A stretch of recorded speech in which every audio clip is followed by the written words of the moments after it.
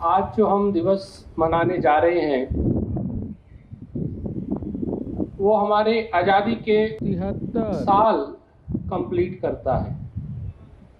We have completed 73 years of independent India और ये हमारा 74 वर्षगांठ है इंडिपेंडेंस डे की। प्यारे दोस्तों, आज का दिन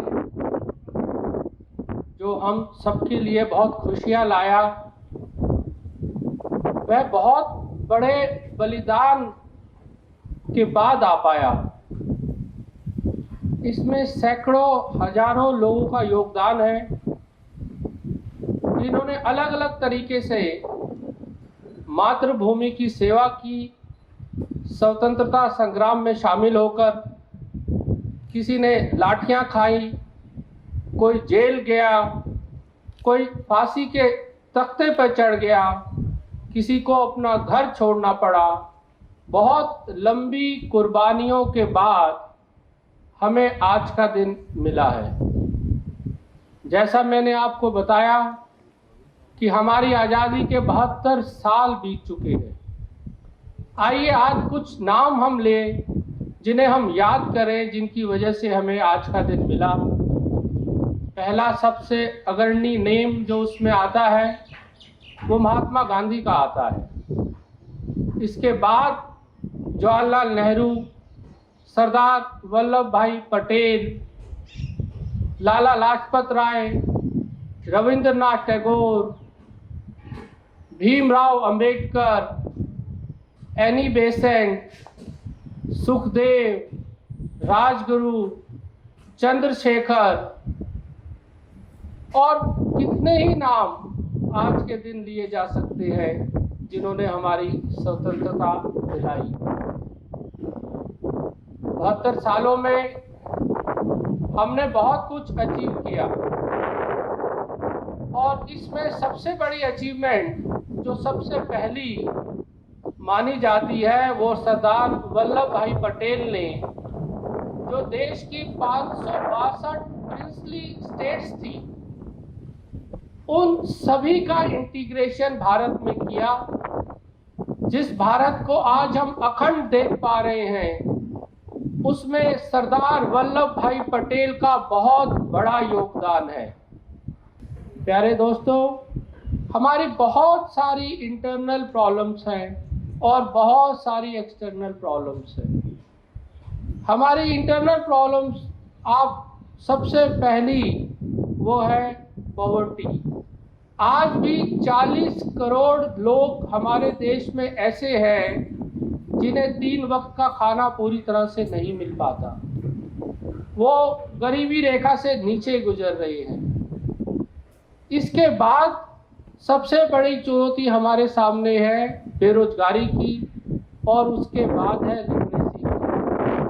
अगर हम अपनी इंटरनल चुनौतियों को ओवरकम कर पाए, उनसे लड़ पाए, तो मैं कह सकता हूं कि देश हमारा जो है वो विश्व में सर्वश्रेष्ठ बन के सामने आएगा। हमारी एक्सटर्नल चुनौतियां, आपको पता है, पाकिस्तान सबसे बड़ी हमारी एक्सटर्नल चुनौती है, जो हमारे देश में बार बार आतंकवाद पैदा करता है। कश्मीर में जितना आतंकवाद है वो पाकिस्तान के द्वारा पैदा किया गया है। लॉन्च पैड से अपने जो है आतंकवादियों को तैयार करता है और घुसपैठ कराता है हमारे कश्मीर में, और वहाँ पे जो है उपद्रव मचाता है, मारकाट मचाता है, और रोज कोई ना कोई घटना हर दूसरे दिन तीसरे दिन हमारे सामने आती है, जिसमें हमें नज़र आता है कहीं हमारे वीर जवान शहादत में हैं और कहीं कोई माइनॉरिटी का आदमी जो है उन्होंने मार दिया। इसके अलावा जो थ्रेट हमारे सामने है वो चाइना का थ्रेट है। इस थ्रेट को अभी हमारे माननीय प्रधानमंत्री, उन्होंने भी इस बात को सामने रखा कि जो विकास की राजनीति जो है वो चाइना को करनी चाहिए। उस विकास की राजनीति को छोड़कर वो विस्तार की जो राजनीति कर रहा है, अब उसका समय नहीं है। अब किसी तरीके के कोई भी विस्तार अगर कोई जो है देश करता है तो वो मान्य नहीं है, उसको जो है ना बहुत चुनौतियों का और बहुत मुकाबले का सामना करना पड़ेगा। वो दिन चले गए जब जो है एक देश दूसरे देश को जो है हड़प लेता था, उसकी जो है जमीन को जो है कब्जा कर लेता था। हमारे देश ने बहुत पेशेंस के साथ चाइना को खदेड़ा है। हमारे सामने ये जो इंटरनल और एक्सटर्नल जो प्रॉब्लम्स हैं, इसके अलावा मैं ये कहना चाहूँगा कि हमारा देश बहुत खुशहाल है। बहुत जैसे अभी जो हमारे पूर्व वक्ता बता रहे थे कि हमारा देश विविधता का देश है। हर 40-50 किलोमीटर पे हमारे यहाँ भाषा बदल जाती है, हर 100 किलोमीटर पे पहनावा बदल जाता है।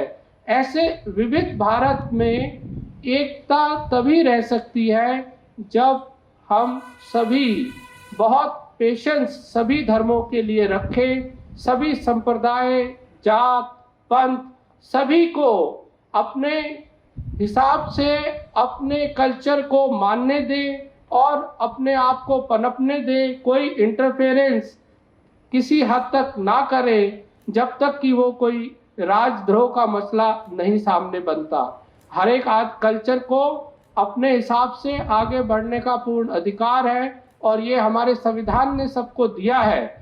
और इस अधिकार की बदौलत ही जो विविध भारत है वो एक होकर चल पा रहा है। तो हमें अपने संविधान को नमन करना चाहिए जिसने सभी तरह की स्टेट्स, सभी तरह की जातियों को, सभी तरह के संप्रदायों को एक रखा हुआ है। और हम सभी को उस संविधान में श्रद्धा रखनी चाहिए ताकि हम देश को एक बना के रख सके और एक विश्व की सबसे सर्वोच्च ताकत बना सके।